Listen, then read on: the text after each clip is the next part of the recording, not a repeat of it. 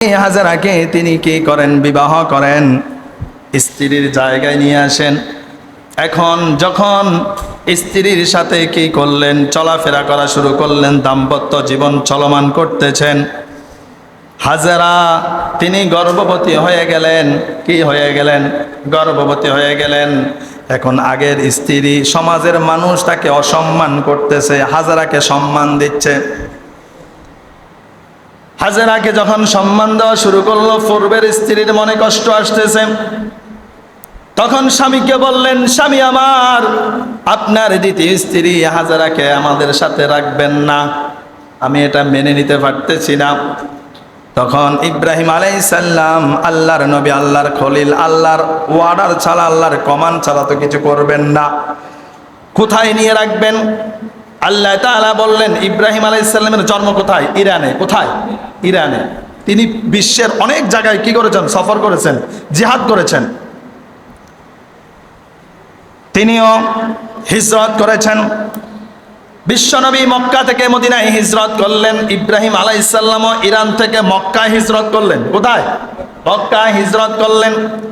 ইব্রাহিম আলাইহিস সালাম তার স্ত্রী হাজেরা যখন সে গর্ভবতী হলেন, যখন বাচ্চাটা প্রসব করলেন, বাচ্চা প্রসব করার সাথে সাথে আল্লাহ বললেন, ইব্রাহিম,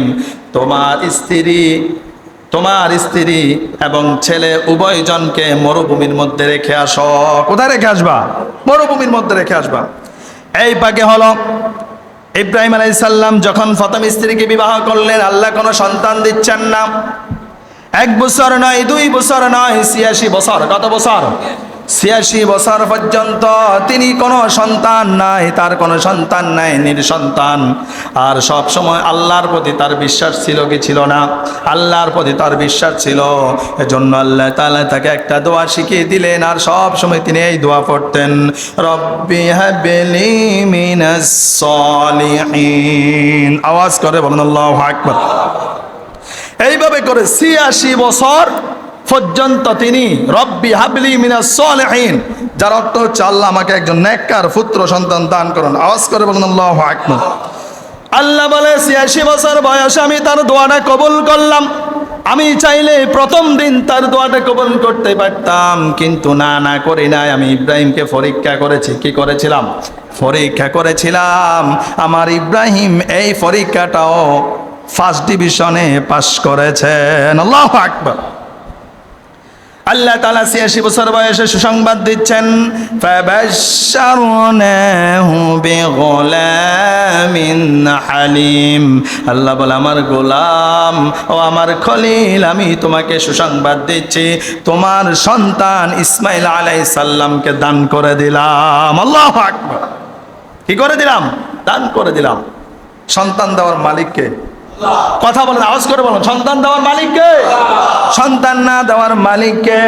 এজন্য আল্লাহ কোরআনের অন্য জায়গায় বলছেন, ইয়াহাবু লিমান ইয়াশাউ ইনাসা ওয়া ইয়াহাবু লিমান ইয়াশাউ যুকুর। আল্লাহ বলে, বান্দা, কন্যা সন্তানও আমি আল্লাহ দিতে পারি। যাকে ইচ্ছা তাকে কন্যা সন্তান দিই, আবার যাকে ইচ্ছা তাকে পুত্র সন্তান দিই, আবার যাকে ইচ্ছা করি তাকে কন্যা সন্তান পুত্র সন্তান উভয়টাই দিই, আবার যাকে ইচ্ছা করি তাকে ছেলেও দেই না, মেয়েও দেই না। তার মানে সন্তান দিতে পারেন যিনি, সন্তান দেওয়ার মালিক একজন, তিনি কে? সন্তান না দেওয়ার মালিক একজন, তিনি কে? এজন্য সব সময় সন্তান চাইবেন কার কাছে? আল্লাহর কাছে সন্তান চাইতে হবে। কার কাছে? আল্লাহর কাছে সন্তান চাইতে হবে। ফেরা হাজিরিন, দ্বিতীয় নাম্বার, ইব্রাহিম আলাইহিস সালামের জীবনে দ্বিতীয় নাম্বার পরীক্ষা ছিল নিঃসন্তান। কোনো সন্তান ছিল না। 1 বছর 2 বছর নয়, 86 বছর। কত বছর? 86 বছর। তৃতীয় নাম্বার পরীক্ষা ছিল যখন ইসমাইলকে আল্লাহ তাআলা দান করলেন, ইসমাইল দুনিয়ার জমিনে আসলেন। তৃতীয় নাম্বার পরীক্ষা হলো 86 বছর বয়সে একটা সন্তান দিলেন। এই সন্তানটা কলিজার মধ্যে রাখার দরকার আছে না নাই? এই সন্তানটা কলিজার মধ্যে কে না রাখবে? প্রত্যেকে রাখবে। কিন্তু আল্লাহ তাআলা 86 বছর বয়সে সন্তান দিলেন, আবার সন্তানটা দুনিয়াতে আসতেই না আসতে তৃতীয় নাম্বার পরীক্ষার মধ্যে ফেলে দিলেন। আল্লাহ তাআলা বললেন, ও ইব্রাহিম, তুমি তোমার স্ত্রী এবং সন্তানকে মরুভূমির মধ্যে রেখে আসো। আল্লাহু আকবার। কোথায় রেখে আসো? কারণ ইসমাইল আলাইহিস সালামকে যদি মক্কায় মরুভূমিতে যদি না রাখা হতো, তাহলে আজকে এই বিশ্বের মানুষ হজ্জে বাইতুল্লাহ কাবাগরটা তাওয়াফ করার সেই ফর্মুলা জারি করেছেন একজন, তিনি কে? কথা বলেন, তিনি কে? আল্লাহ তাআলা জারি করলেন। আল্লাহ তাআলা যেইভাবে তার পেয়ারা নবী, আল্লাহ তাআলা যেইভাবে তার পেয়ারা খলিল ইব্রাহিম খলিলুল্লাহকে আদেশ করলেন, তিনি আদেশ মান্য করতে দেরি করলেন না। যখন হাজরা এবং তার সন্তান ইসমাইলকে যখন মরুভূমির মধ্যে মক্কা নগরীতে নিয়ে রেখে আসলেন, যখন রেখে চলে আসতেন, তখন স্ত্রী বললেন, ও আমার স্বামী, আমাদের মা ছেলের কি এমন অপরাধ ছিল যার কারণে আমাদের এই মা ছেলেকে মরুভূমির মধ্যে আপনি রেখে চলে যাচ্ছেন? আল্লাহু আকবার। স্বামী তার কান্নার পানিগুলো অজস্রে পড়তেছে, ধরে রাখতে পারতেছেন না। তখন তিনি স্ত্রীর দিকে তাকালেন না। আল্লাহ বললেন, ইব্রাহিম, স্ত্রী এবং সন্তানকে যখন রেখে যাইবে পিছনে তাকানো যাবে না, কারণ পিছনে তাকালে মায়া আসবে কি আসবে না? মায়া কাজ করবে। পিছনে তাকানো যাবে না, রেখে ডাইরেক্ট চলে যেতে হবে। যখন স্ত্রী ডেকে বললেন, স্বামী আসমানের দিকে তাকিয়ে রইলেন। যখন আসমানের দিকে তাকালেন, যেমন নেককার বান্দা তেমন নেককার স্ত্রী, যেমন নেককার স্বামী তেমন নেককার স্ত্রী। আল্লাহু আকবার। নবীদের স্ত্রীগুলো নবীদের সমতুল্য। জোরে বলুন আল্লাহু আকবার। একজন নামাজি স্বামীর ঘরে যদি একজন বেনামাজি আসে, ওই ঘরের মধ্যে, ওই বাসার মধ্যে তৃতীয় মহাযুদ্ধ, তৃতীয় বিশ্বযুদ্ধ। জোরে বলুন ঠিক না ব্যাঠিক? আর যেই ঘরের মধ্যে স্বামীও নামাজি স্ত্রীও নামাজি, ওই ঘরের মধ্যে শান্তি। আবার যেই ঘরে স্বামীও বেনামাজি স্ত্রীও বেনামাজি, ওই ঘরে সীমিত সময়ের জন্য শান্তি। কেমন? স্বামীও ফজর ফরন লাগে না, স্ত্রীও ফরা লাগে না, রাত দিনে 10টা পর্যন্ত ঘুম। জোরে বলুন ঠিক না ব্যাঠিক? ফেরা হাজিরেন, যখন স্বামী আসমানের দিকে তাকালেন, স্ত্রী বুঝতে আর দেরি করলেন না, এটা তো আমার স্বামীর আদেশ নয়, এটা আমার স্বামীর সিদ্ধান্ত নয়। সিদ্ধান্ত কার? আল্লাহ। বললেন, আমার প্রাণের স্বামী চলে যান, এমন আল্লাহর ইবাদত করি না, এমন আল্লাহর গোলামি করি না যে আল্লাহ আমাদের মা ছেলেকে এই মরুভূমির মধ্যে মেরে ফেলবে। আল্লাহু আকবার। সেখানে এখন মরুভূমির মধ্যে পানি আছে? কথা বলেন না, পানি আছে? পানি নাই। সন্তান পানি খাবে, মায়ের পেটে খাবার নাই।